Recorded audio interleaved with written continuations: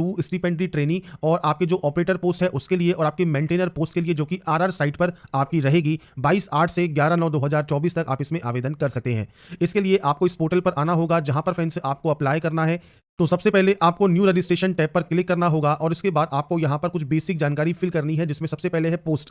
तो आप यहां पर कैटेगरी 2 पोस्ट सेलेक्ट करेंगे। इसके बाद डिसिप्लिन ऑप्शन है, तो आप यहां पर ऑपरेटर या मेंटेनर जिस भी पोस्ट के लिए अप्लाई करना चाहते हैं आप अप्लाई कर सकते हैं। अप्लाई करने से पहले इसकी एलिजिबिलिटी कंडीशंस है उसको ध्यान से जरूर पढ़ें। जैसे आपका स्टिपेंडरी ट्रेनी ऑपरेटर के लिए 10+2 पास आउट होना जरूरी है फिजिक्स, केमिस्ट्री एंड मैथमेटिक्स के साथ। और यहां पर जो स्टिपेंडरी ट्रेनी मेंटेनर है इसमें 10th के साथ फ्रेंड्स 2 साल का ITI आपके पास यहां पर होना चाहिए। तो ये फ्रेंड्स आपका यहां पर जो है क्राइटेरिया रहता है। तो आप इनमें से जिस भी पोस्ट के लिए अप्लाई करना चाहे वो ऑपरेटर है या मेंटेनर की जितनी भी ट्रेड आपको दी गई है उनके लिए आप यहां पर सेलेक्ट करेंगे। इसके बाद general, OBC, SC, ST, EWS आप किसी भी कैटेगरी से बिलोंग करते हैं आप ऑप्शन को सेलेक्ट कर सकते हैं। मैं यहां पर OBC से आपको फॉर्म अप्लाई कर शो करूंगा। क्रीमी लेयर का मतलब होता है कोई भी किसी भी तरह का रिजर्वेशन आपको नहीं मिलेगा। नॉन क्रीमी लेयर का मतलब है कि आपको यहां पर जो NCL का जो आपका रिजर्वेशन है OBC का वो आपको मिल जाता है।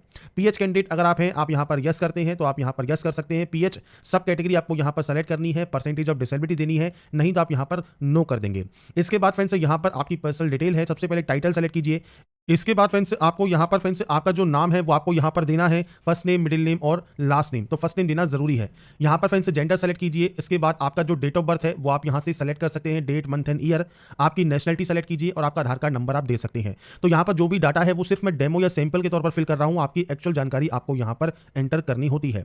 इसके बाद अगर आप एम्प्लॉई हैं NPCIL में तो आप यस कर सकते हैं, नहीं तो आप नो करेंगे। 1984 राइट्स के अफेक्टेड हैं, पर्सनल किल्ड इन एक्शन है, एक्स सर्विसमैन है, विडो या डिवोर्सी वुमन है या NPCIL में कॉन्ट्रैक्ट या फिक्स टर्म बेसिस पर काम करते हैं, आपको यहां पर यस या नो करना होगा इन ऑप्शंस में। तो इसके बाद फ्रेंड्स यहां पर इन ऑप्शंस में यस या नो करने के बाद आपके सामने नेक्स्ट ऑप्शन आता है आपके यूजर नेम का। अब यूजर नेम आप कैसा भी क्रिएट कर सकते हैं। अब यहां पर जो भी यूजर नेम आप मान लीजिए क्रिएट करते हैं और उसके बाद आप चेक करते हैं अगर ये अवेलेबल होगा तो आपको यूजर नेम अवेलेबल शो करेगा। इसके बाद आपको यहां पर एक पासवर्ड क्रिएट करना है। इसमें एक कैपिटल लेटर, एक स्मॉल लेटर, एक डिजिट और एक स्पेशल कैरेक्टर @ %, ये होना चाहिए। तो यहां पर फ्रेंड्स देखिए सैंपल में आपके सामने शो कर देता हूं। तो इस तरह से पासवर्ड आप बनाएंगे, capital letter, small letters, numbers और स्पेशल कैरेक्टर आपको उस पासवर्ड में रखने हैं। तो मैंने सैंपल आपको शो कर दिया है। इस तरह से पासवर्ड आपको बनाना है, आपकी मेल आईडी और मोबाइल नंबर एंटर करना है, इस कैप्चा कोड को आपको फिल करना है और उसके बाद यहां से सिंपली रजिस्टर कर लेना है। इसके बाद फ्रेंड्स यहां पर देखिए आपका रजिस्ट्रेशन सक्सेसफुल हो जाएगा और आपसे कहेगा please activate your account using activation link send to your email address. तो आपकी जो मेल आईडी है उस पर फ्रेंड्स एक एक्टिवेशन लिंक आपको सेंड किया गया होगा और जो एक्टिवेशन लिंक आएगा उससे आपके अकाउंट को आपको सबसे पहले एक्टिवेट कर लेना है और उसके बाद ही आप यहां से लॉगिन आईडी एंड पासवर्ड के साथ लॉगिन कर पाएंगे। तो यहां पर फ्रेंड्स देखिए मैसेज आपके सामने NPCIL कैरियर के माध्यम से आता है, जहां पर फ्रेंड्स आपको जो भी आपको ये लिंक दिया गया है इस लिंक पर आप क्लिक करेंगे आपके अकाउंट को एक्टिवेट करने के लिए और उसके बाद आपकी लॉगिन आईडी और जो पासवर्ड आपने क्रिएट किया है उसके साथ आप इसमें लॉगिन कर सकते हैं। लॉगिन करने के बाद आपके सामने कुछ इस तरह का इंटरफेस आएगा जहां पर आप गो टू अप्लाई पेज पर क्लिक करेंगे और यहां पर इन स्टेप में आपको इस फॉर्म को कंप्लीट करना है। सबसे पहले आपको यहां पर एजुकेशन क्वालिफिकेशन ऑप्शन है, आपको इस पर जाना है। यहां पर आने के बाद फ्रेंड्स सबसे पहले आपको SSC मतलब 10th की जानकारी देनी है। तो आपके कॉलेज या स्कूल का जो नाम है वो आपको यहां पर प्रोवाइड करना है। इसके बाद आपके बोर्ड का नाम आपको देना होगा, मोड ऑफ स्टडी आपको यहां पर देनी होगी, month and year of passing आपको देना होगा, मतलब आपने इसको कब पास किया है वो जानकारी आप यहां पर प्रोवाइड कर सकते हैं। और यहां पर आपको एनरोलमेंट का जो है ईयर और आपको यहां पर मंथ प्रोवाइड करना है। अब ये फ्रेंड्स यहाँ पर देखिए अगर आपके पास एडमिशन डेट नहीं है तो आपका जो पासिंग डेट है उससे पहले की ड्यूरेशन का आप डेट मेंशन कर सकते हैं और अगर आपके पास ये है मतलब एडमिशन स्लिप अगर आपके पास है तो आप यहाँ पर आपकी जो है एनरोलमेंट डेट दे सकते हैं। इसके बाद है आपका परसेंटेज, तो परसेंटेज आप प्रोवाइड कीजिए। इसके बाद आपकी ITI क्वालिफिकेशन है तो ITI की जानकारी दीजिए, आपने किस इंस्टीट्यूशन से इसको पास किया है, किस यूनिवर्सिटी या किस बोर्ड से आपने इसको पास किया है। इसके बाद मोड ऑफ स्टडी क्या है वो आपको सेलेक्ट करना है। सेम आपका यहाँ पर पासिंग ईयर कौन सा है और पासिंग मंथ कौन सा है ये जानकारी आपको यहाँ पर प्रोवाइड करनी होगी। तो यहाँ पर देखिए जो भी डाटा है वो सिर्फ मैं सैंपल के तौर पर ही एंटर कर रहा हूं, आपकी जो भी एक्चुअल डाटा है वो आपको यहां पर देनी है और आपकी परसेंटेज आप यहां पर एंटर करेंगे। नीचे आपका जो डेट ऑफ नोटिफिकेशन है रिजल्ट का जो कि इशू है आपकी final year marksheet of ITI वो क्या है आपको उसकी जानकारी यहां पर देनी होगी। तो आपकी मार्कशीट को ओपन कीजिए, उसमें फ्रेंड्स जो भी डेट मेंशन है उसके अकॉर्डिंग आपको ये जानकारी प्रोवाइड करनी है। परसेंटेज ऑफ मार्क्स मैथ में और साइंस में कितने हैं आपके नंबर्स उसकी जानकारी आप देंगे। तो आपका साइंस में और मैथ में कितने कितने नंबर हैं वो आप जानकारी दे सकते हैं। English as a one of the subject आपके पास होनी चाहिए, आप यहां पर यस करेंगे। आपकी हाइट कितनी है और वेट कितना है वो जानकारी आपको यहां पर प्रोवाइड करना है।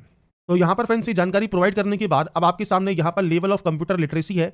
तो आप इनमें से क्या क्या जानते हैं, MS Word, MS Excel, MS PowerPoint या ईमेल मैनेजमेंट या इंटरनेट ऑपरेशन। तो ये फ्रेंड्स आप अपने अकॉर्डिंग सही यहां पर टिक कर सकते हैं। कोई अदर है तो आप उसकी जानकारी दे सकते हैं, कोई हायर क्वालिफिकेशन है तो आप उसकी जानकारी दे सकते हैं, नहीं है तो आप ब्लैंक छोड़ें और सेव एंड प्रोसीड कर दें। इसके बाद कोई भी एक्सपीरियंस आपके पास है तो आप उसकी जानकारी दे सकते हैं, कोई एक्सपीरियंस नहीं है तो आप इसे ब्लैंक छोड़ें और सेव एंड प्रोसीड कर दें। इसके बाद आपका यहाँ पर देखिए आता है फादर नेम सेक्शन, तो फादर नेम आपको यहाँ पर एंटर करना है। इसके बाद मदर नेम एंटर करना है। इसके बाद मैरिटल स्टेटस क्या है वो आपको यहाँ पर देना होगा, सिंगल है, मैरिड है। इसके बाद रिलीजन सेलेक्ट कीजिए, आपकी मदर टंग कौन सी है तो वो आपको यहाँ पर देखिए लिस्ट मिल जाती है, आपकी जो भी मदर टंग है वो आप सेलेक्ट कर लेंगे। स्टेट या यूटी ऑफ डोमिसाइल कौन सा है वो जानकारी आपको देनी है। अगर आप एम्प्लॉयमेंट एक्सचेंज में रजिस्टर है, मतलब रोजगार कार्यालय में रजिस्टर है, तो आपका रजिस्ट्रेशन नंबर, नाम एम्प्लॉयमेंट एक्सचेंज का और किस स्टेट से रजिस्टर है वो जानकारी आपको देनी है। नहीं है तो आप सिंपली नो कर देंगे। इसके बाद फ्रेंड्स नेक्स्ट ऑप्शन आपके एड्रेस का है, तो सबसे पहले पूरा एड्रेस आपको लिखना है कोरस्पोंडेंस एड्रेस में। इसके बाद आपको यहाँ पर आपका डिस्ट्रिक्ट देना है। इसके बाद नीचे आपको यहाँ पर आपका स्टेट सेलेक्ट करना है, आपको आपका पिन कोड एंटर करना होगा। ये आपका प्रेजेंट एड्रेस है, प्रेजेंट और परमानेंट एड्रेस सेम है तो आप सेम पर क्लिक कीजिए। इसके बाद नियरेस्ट रेलवे स्टेशन कौन सा है आप उसकी जानकारी देंगे। आपका कोई भी क्लोज रिलेटिव एम्प्लॉय है एनपीसीआईएल में या डीएई में तो आप ये नो कर सकते हैं और उसके बाद सेव एंड प्रोसीड आप कर देंगे।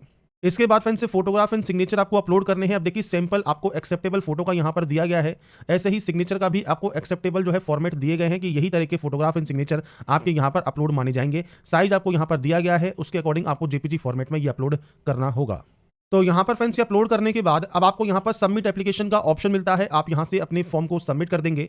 और इसके बाद फ्रेंड्स आपको यहाँ पर देखिए जब आपका फॉर्म फाइनली सबमिट हो जाएगा, इसके बाद आपके सामने यहाँ पर देखिए जो लास्ट ऑप्शन है पेमेंट का, वही आपके सामने रहेगा, मतलब पेमेंट अब आपको यहाँ पर कंप्लीट करना होगा। तो जैसे ही फ्रेंड्स आप उस ऑप्शंस पर क्लिक करेंगे, इसके बाद आपके सामने इस तरह का बिल डेस्क ओपन होगा। आप कार्ड यूजर हैं तो कार्ड सेलेक्ट कर सकते हैं, नेट बैंकिंग यूजर हैं तो नेट बैंकिंग सेलेक्ट कर सकते हैं, यूपीआई से पेमेंट करना चाहे तो आप क्यूआर कोड जनरेट कर सकते हैं और इसके बाद पे नाउ पर क्लिक कर सकते हैं। जो पेमेंट आपको लगने वाला है वो आपको यहाँ पर शो करता है। आपको आपका पेमेंट इनमें से किसी भी ऑप्शन का यूज करके आप अपने पेमेंट को कंप्लीट और वेरीफाई कर सकते हैं। इसके बाद फ्रेंड्स यहाँ पर जो लास्ट स्टेप है जिसमें आप अपने आवेदन पत्र का जो प्रिंट आउट है वो आप यहाँ पर सेव करके अपने पास रख सकते हैं फ्यूचर यूज के लिए, फ्यूचर रेफरेंस के लिए। तो यहाँ पर फ्रेंड्स मैंने आपको सारी जानकारी प्रोवाइड कर दी है कैसे आप एनपीसीआईएल रावतभाटा